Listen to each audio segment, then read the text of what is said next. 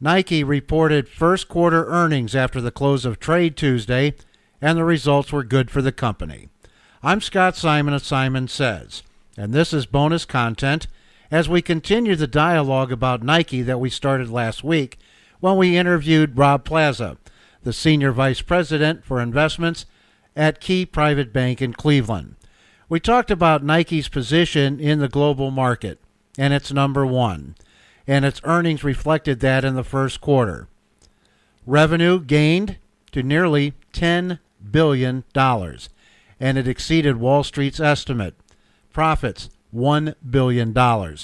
Wall Street estimated earnings per share of 64 cents. The real result, Nike's earning per share, 67 cents. Gains were posted in North America, where Nike has struggled just a little bit in recent years, gains of 5%, but overseas is what's driving Nike's stock this year. Nike's stock in the first 3 quarters of 2018 is up nearly 35%.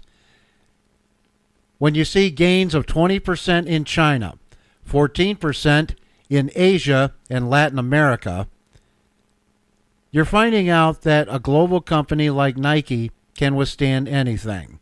And that's where we bring this topic to Colin Kaepernick.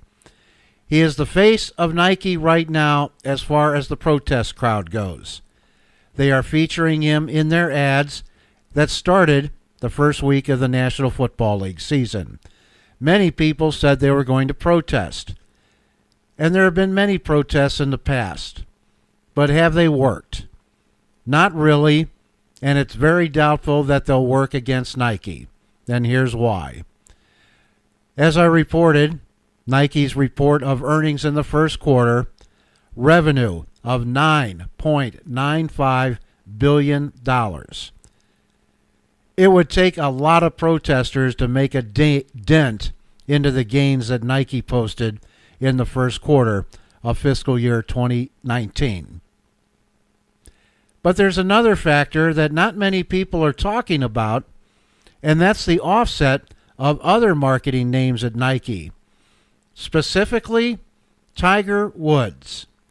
Yes, he is still on Nike's staff, even though the company dropped its golf line 2 years ago. Tiger Woods still wears Nike apparel, and that's attention the company is paying most interestingly in North America, as it competes against Under Armour and Adidas. Well, guess what?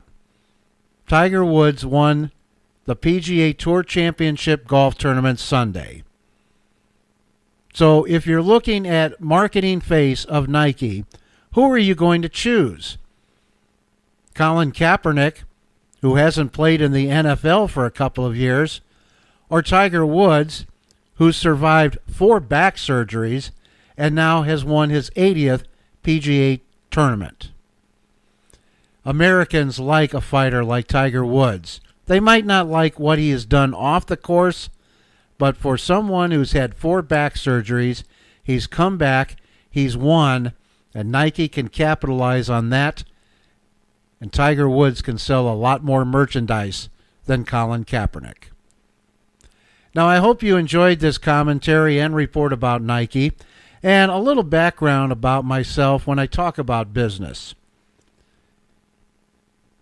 A little more than 15 years ago, I was the news director of an all-business radio station, Business Radio 1190 KPHN in Kansas City. And it was there I learned how to analyze stocks. I got a lot of help. I watched Rob Plaza, who is now a guest on Simon Says. I watched Rob on CNBC. I also spoke often with a great investment guru by the name of Rob Black, who hosts his own radio show in San Francisco. And I just listen to the experts, and I see the best of them, and I try to position that in what I see in a market world. And what I can say is this. Nike might have Colin Kaepernick, but Colin Kaepernick's not the number one face of sports. Nike is. Nike can withstand a boycott, especially when it has a stable of stars, one of them being Tiger Woods. I hope you enjoyed this bonus content. Our next episode on Simon Says will be with Steve Oslica. We'll talk about travel again. That's becoming a very popular topic.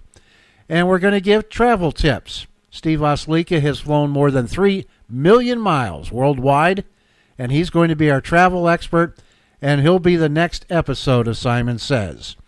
So until then, enjoy yourself online, and make sure you share our episodes with your friends from SimonSaysStories.com. I'm Scott Simon. Simon Says, saying so long from the greatest city in America, Las Vegas, Nevada.